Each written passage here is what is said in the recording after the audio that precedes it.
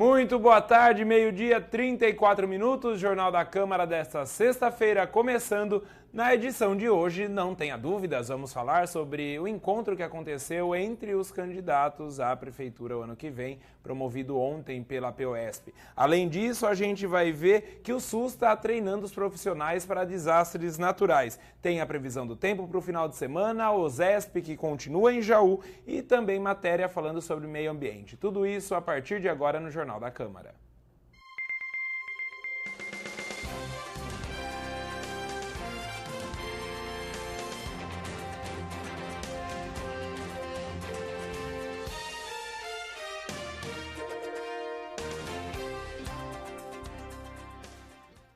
Jornal da Câmara começando, a gente vai direto acompanhar imagens do debate, debate não, foi um encontro entre os candidatos a prefeito que aconteceu ontem aqui no plenário da Câmara Municipal de Jaú, tomado por pessoas convidadas da POSP, compareceram o Carlos Alexandre Ramos, o Cacai, o Oswaldo Franceschi Júnior e o Rafael Agostini. Foram os únicos 3 candidatos que deram as caras para os convidados da POSP, a maioria formada, os convidados por professores, profissionais da imprensa e muitos assessores políticos, né? Como tinha assessor político, acho que tinha mais assessor político do que professor nesse encontro. E os 3 assinaram um termo da POSP, entre as coisas que eles assinaram, se comprometeram, estava em não municipalizar mais escolas, caso seja construída alguma escola que ela seja estadual, dentre outras coisas mais.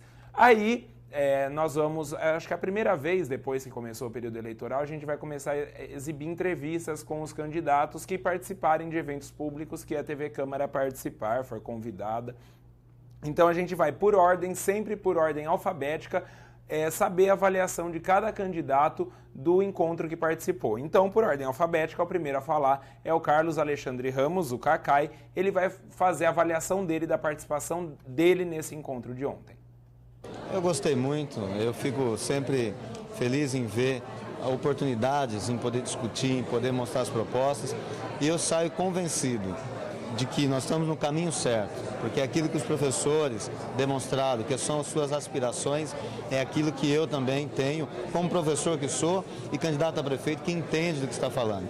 Eu acho que o povo que acompanhou pode ver muito bem quem se preparou para ser prefeito, quem tem propostas concretas, não delírios e promessas mirabolantes, mas propostas reais que podem ser efetivadas e que podem realmente fazer da educação uma referência no município. Saio satisfeito e espero, com esse evento, conquistar mais apoio e ganhar a eleição no dia 7 de outubro. Esse é o candidato, então, Carlos Alexandre Ramos, que participou ontem do encontro. Agora vamos ver a avaliação do candidato à reeleição, Oswaldo Franceschi Júnior. Eu acho que todo encontro é importantíssimo, todo encontro. Você debate ideias, você mostra as propostas que você tem, a continuidade de projetos que você já começou. Eu mostrei muito o que nós fizemos, não foi proposta, é o que foi feito. Desde a educação em creche até a universidade. Hoje nós temos que mostrar. Começamos na creche e estamos terminando na universidade. Então, isso é o princípio básico para que a gente possa passar para o eleitor, para os professores, aqui foi muito específico do sindicato, dos professores do Estado, para mostrar a real intenção que temos. A intenção foi realmente melhorar o ensino municipal. É claro, Estado é Estado do sindicato. Agora, o que nós estamos fazendo, nós estamos acima do Estado e acima do Federal. Nós temos hoje progressões, nós já temos uma reforma do Estatuto que foi desde da cozinheira até o professor que é titulado. E temos hoje, já na nossa escola, tanto deixamos aquele estilo assistencialista que tem a creche para ser hoje com orientação pedagógica, chegando até a formação do ensino fundamental 1 e fundamental 2 e até a universidade. Então, isso aqui é importante. Só lamento que não teve todos aqui, que é tão importante, para a gente saber e debater as ideias com todos os candidatos. Lembrando que aí o Oswaldo estava falando do Estatuto Municipal dos Professores, né? O encontro foi promovido pela POSP, que representa os professores do Estado. E o candidato Rafael Agostini também fez a sua avaliação. Olha, eu avalio que, na verdade, cabe aos eleitores julgar os candidatos pelas suas propostas, pelas suas ideias. Eu busquei fazer o meu melhor e trazer aqui as propostas que nós estamos defendendo no nosso programa de governo. É importante dizer que tudo aquilo que nós estamos propondo através do programa de televisão, no horário eleitoral e nas nossas reuniões, é fruto de um programa de governo que foi construído em parceria com a comunidade. Antes de nós fecharmos esse programa de governo, nós fizemos plenárias, inclusive com os profissionais de educação, durante várias vezes, várias oportunidades. Então, essas propostas elas são fruto de um trabalho de pesquisa, de diagnóstico do atual cenário e principalmente é um modelo de educação que nós acreditamos que pode fazer o município avançar dentro da margem de receitas disponíveis que nós temos hoje. Não adianta nós defendermos algo que não vai ser fácil de executar.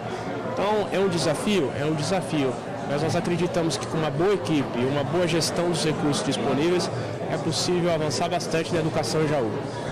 Esse foi o primeiro.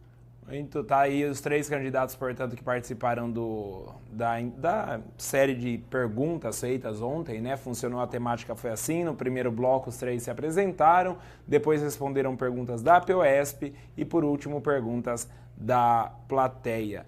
Aliás, antes que os corneteiros falem, já a Val e a Vera estavam lá, quem não reparou agora vai lembrar, e vai lembrar que viram as duas lá, como jornalista, a Val, jornalista aqui da TV Câmara, e a Vera, além de apresentadora, produtora também, estavam lá acompanhando, afinal de contas, volto a dizer, nada mais sério, justo e óbvio do que a TV Câmara acompanhar todo esse tipo de acontecimento. Função nossa, né? Acompanhar o bom andamento da democracia no país, principalmente na cidade. Vamos mudar de assunto agora, falar do SUS. O SUS está fazendo treinamento com os profissionais que trabalham no SUS, obviamente, para prevenção das atitudes tomadas durante desastres naturais. Vamos ver. O foco dessa capacitação é a prevenção a desastres nas 12 cidades sede da Copa do Mundo de 2014. Ao meu lado, o secretário executivo adjunto do Ministério da Saúde, Adriano Massuda, nos dá mais detalhes. Boa noite, secretário. Bom, como funciona esse treinamento? Que tipo de capacitação os profissionais de saúde recebem? Esse é um primeiro treinamento da Força Nacional do SUS para formar profissionais de saúde, entre médicos, enfermeiros, profissionais da área de vigilância, na gestão de situações de desastre. É uma formação muito importante para que, numa situação de emergência, os profissionais possam estar habilitados para coordenar ações de resposta. E a Força Nacional do SUS já está de olho, então, em grandes eventos que o Brasil vai sediar. Por que foram escolhidas essas cidades? Esse treinamento visa a formação do profissional para atuar em missões da Força Nacional, em situações de desastre, emergência de saúde pública, mas também para apoiar a organização das ações de emergência nas cidades.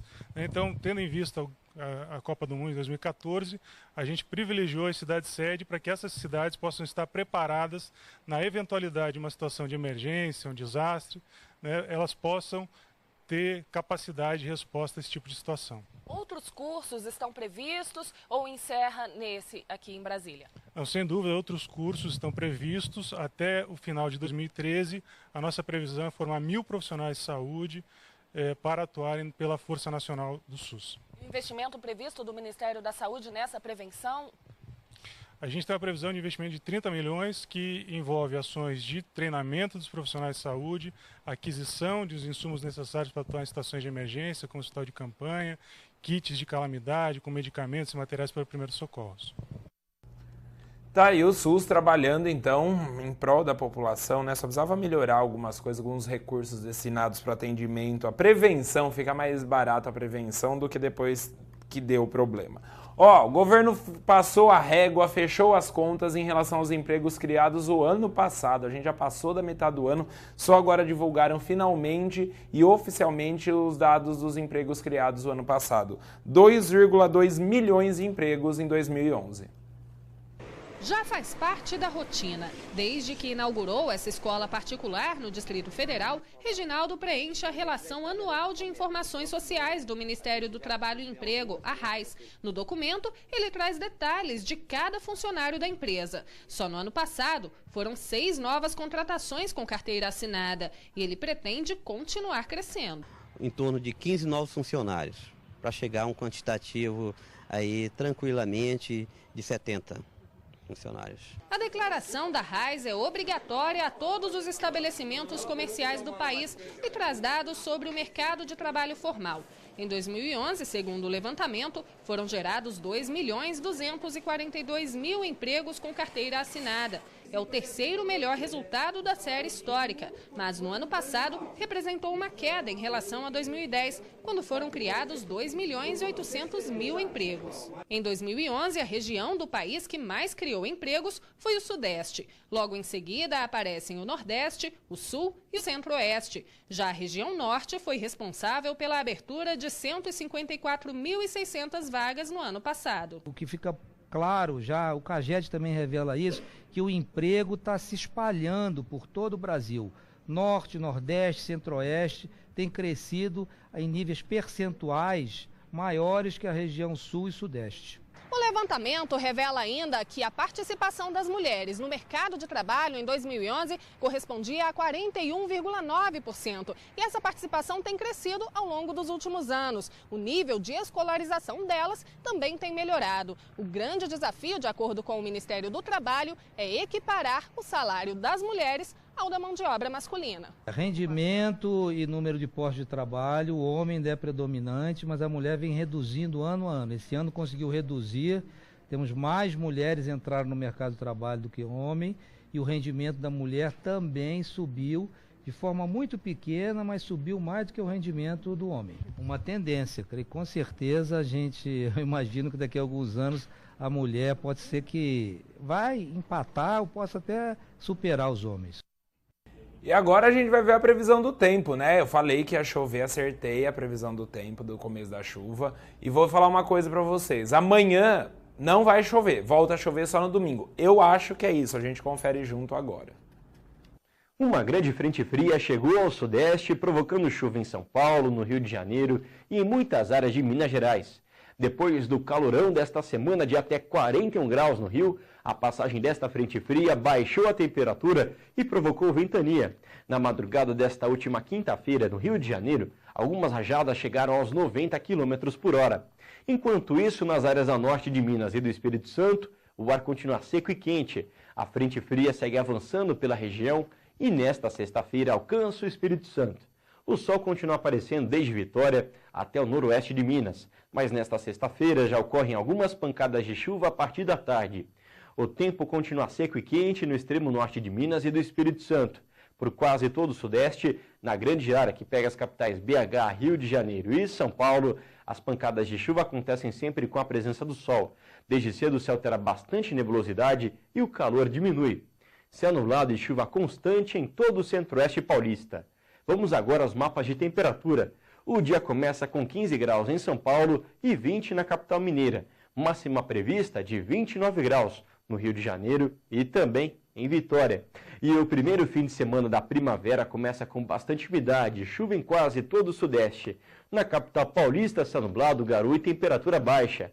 Há condições para chuva no litoral de São Paulo, no Rio de Janeiro, na zona da Mata de Minas e também pelo sul do estado mineiro. Durante o domingo, a frente fria fecha o tempo de vez no Espírito Santo e provoca chuva e queda de temperatura. Há condições para chuva no estado de Minas Gerais e também pelo norte de São Paulo. No leste paulista e no Rio de Janeiro, o domingo será nublado, frio e com garoa. A previsão do tempo está falando que no domingo não vai chover, mas eu arrisco que vai. Eu voltei dando risada porque o Cláudio falou que é imagem de cinegrafista amador. Cláudio, se você for amador, imagine o resto. Põe aí, Beto, as imagens que o Cláudio fez ontem. O pessoal da TV esteve lá no Pouso Alegre, foram almoçar. Durante a manhã, a Val já tinha avisado do tombamento de um caminhão que transportava laranja. Isso aí é por volta de 1h30, 2 horas da tarde. Ainda tinha restos da carga, né, do caminhão. Olha quanta laranja. Isso dava um suco feito pelo seu Paulo lá, sensacional, hein? Muita laranja na rodovia, mais um acidente, né, na rodovia que liga Jaú a Bariri, que vem acontecendo acidentes com uma certa frequência, que está na lista daquelas obras prometidas pelo governador do estado. Então fica aí o registro do acidente que aconteceu ontem ainda pela manhã. Eu vou mudar de câmera, vamos aqui para o Carlinho acertar a câmera lá, Beto. Vamos falar sobre a greve dos bancos. O Itaú conseguiu uma liminar na justiça que essa liminar faz o quê? Desautoriza o sindicato a montar piquetes na frente dos bancos e as agências do Itaú podem abrir. Essa decisão não obriga os funcionários a trabalhar. A Caixa, o Bradesco e agora o Itaú, em Jaú, seguem funcionando normalmente. O Bradesco com 2 agências, a Caixa com as 2 agências e o Itaú com as 4 agências que tem na cidade. Hoje aqui é dia do radialista, né? Então eu nunca falo dia de nada, mas hoje é dia do radialista, então parabéns aos colegas de profissão, podemos dizer assim, os radialistas da cidade. Hoje também é dia da árvore, dia do Rio Tietê e o dia da paz, né? Todo mundo usando de paz também. E ontem o estabelecimento comercial foi fechado na cidade pela Secretaria da Fazenda do Estado por emissão de grande quantidade, notas que divergem do quanto arrecada, é isso, né, Val? Notas irregulares, conhecidas também por nota fria. Coincidência ou não, as notas frias estão na boca do povo da cidade, né? Todos os veículos de comunicação. Muita nota fria. E agora, na Lunaticam do Beto, a gente vai para um rápido intervalo. Na volta, a gente vai falar ainda sobre o Inmetro, que está fiscalizando plugs e conectores em todo o país. Tem também matéria do meio ambiente, o Brasil é líder mundial na reciclagem de pneus. Tem mais informações da USESP na cidade e incentivo para esportes não olímpicos. É um instante só, não sai daí.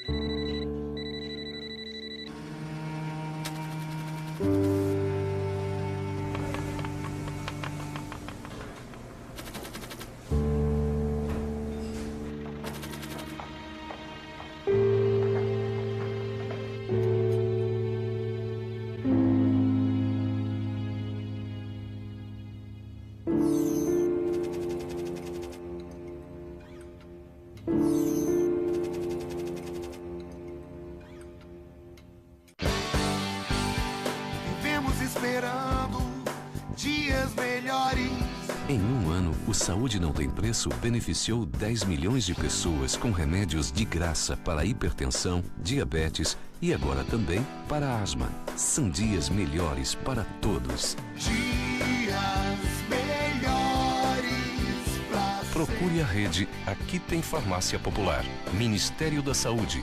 Governo Federal. Tem gente que acha que todo político é igual, que todos são sujos. Eu penso diferente. Tem muito candidato bem intencionado. É só a gente pesquisar. Ver se ele tem um passado digno e se suas propostas vão trazer benefícios para nós e para nossa cidade. Voto não tem preço. Voto tem consequência. Valorize o seu voto. Vote pela sua cidade. Vote limpo.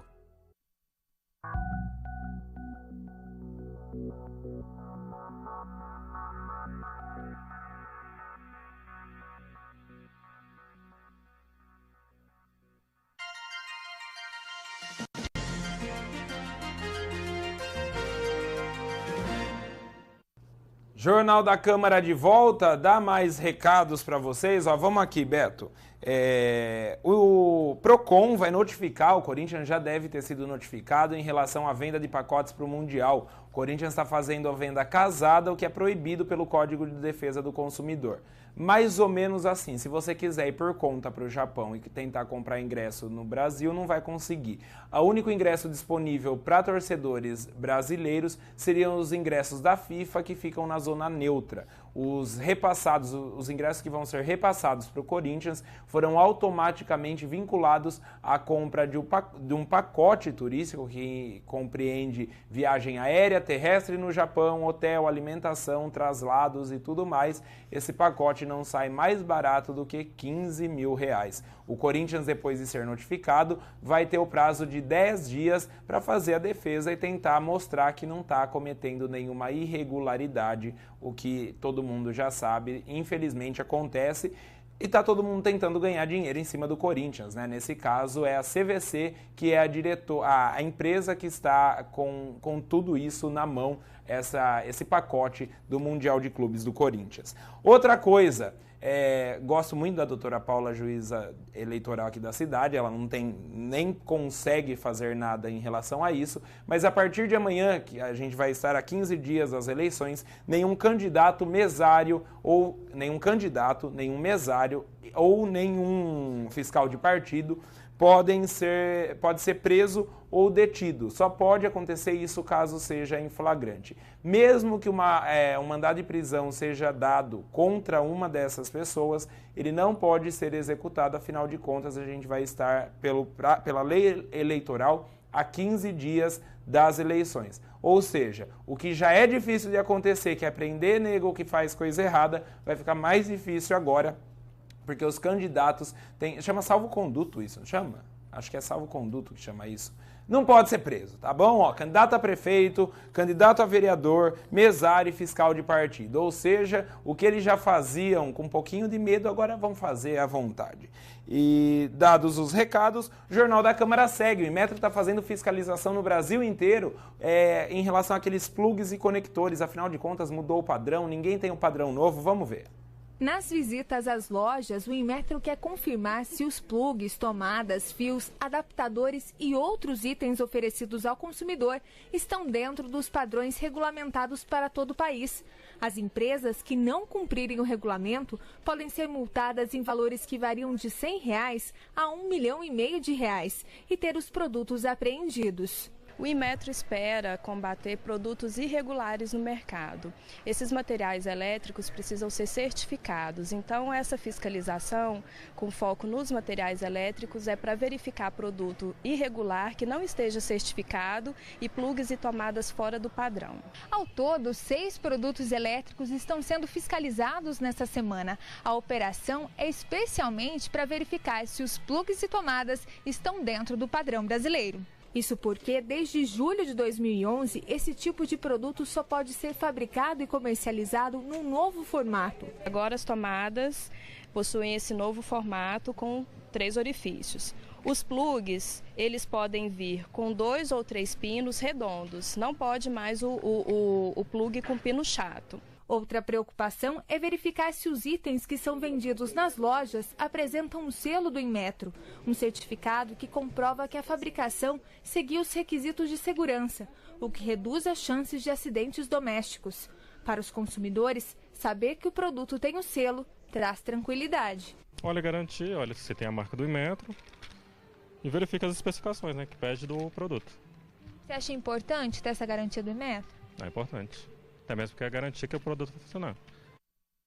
Carlinho me deu aqui um conector para mostrar de exemplo aqui para vocês, mas Carlinho, a gente está infringindo norma do Inmetro. Eu não sei se é porque é importado, mas não tem coisa do Inmetro aqui não. Ó, o conector, ele tem que ter isso aqui, ó. Deixa eu chegar aqui perto, esqueci que eu saí do quadro aqui. Mostra aqui, Carlinho.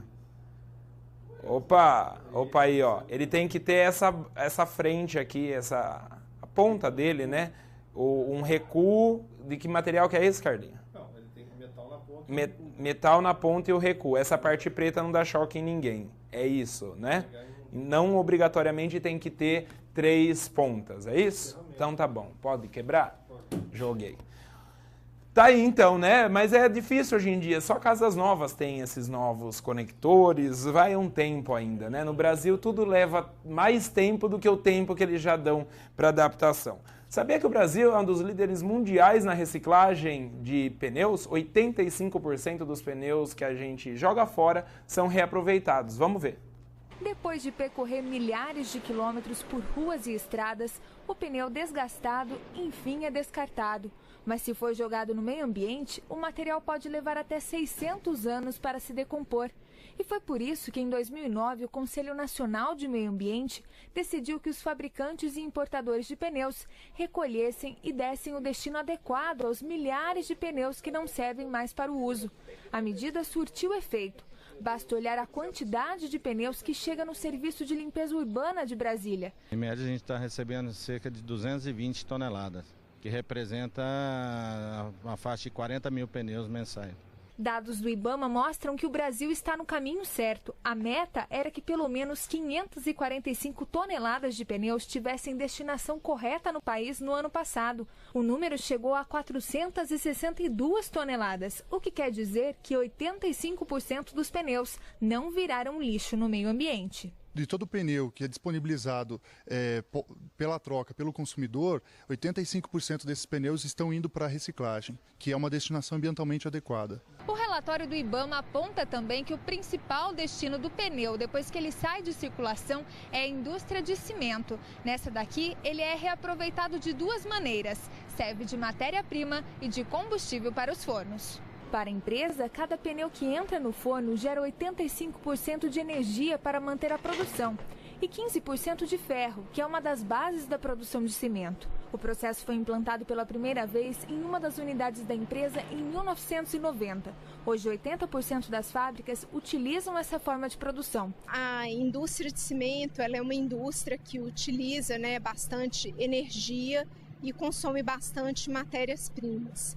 Então, a forma como ela utiliza esses resíduos em substituição a essas matérias-primas não renováveis, a coloca em uma situação de uma empresa mais sustentável, Ó, eu tenho 20 segundos para encerrar o jornal. Hoje tem OZESP 9 horas da noite no Teatro Elza Munerato e no General Bara também às 9 horas da noite tem Balada Cristo com a banda Sal e Luz e banda Novo Fruto. Não vai vender bebida alcoólica, os ingressos custam R$10 na hora. Essa edição do Jornal da Câmara vai ficando por aqui. A gente se encontra segunda-feira sem pressa. Bom final de semana, tchau!